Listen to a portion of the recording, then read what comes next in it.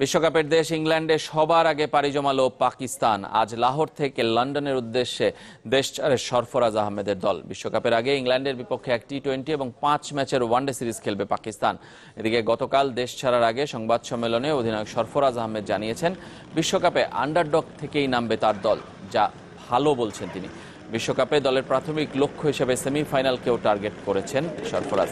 ভারতের বিপক্ষে 16 জুনের ম্যাচকে আলাদা গুরুত্ব না দিয়ে সব ম্যাচকেই ভারত পাকিস্তান হাই ভোল্টেজ ম্যাচের আখ্যা দিয়েছেন। কোচ মিকি আর্থার আশাবাদী তার দল সেরা প্রস্তুতি নিয়ে ইংল্যান্ড যাচ্ছে। বিশ্বকাপে আমরা আন্ডারডগ, এটাকে আমি ইতিবাচকভাবে দেখতে চাই। ভারতের বিপক্ষে ম্যাচ নিয়ে আলাদাভাবে বলার কিছু নেই।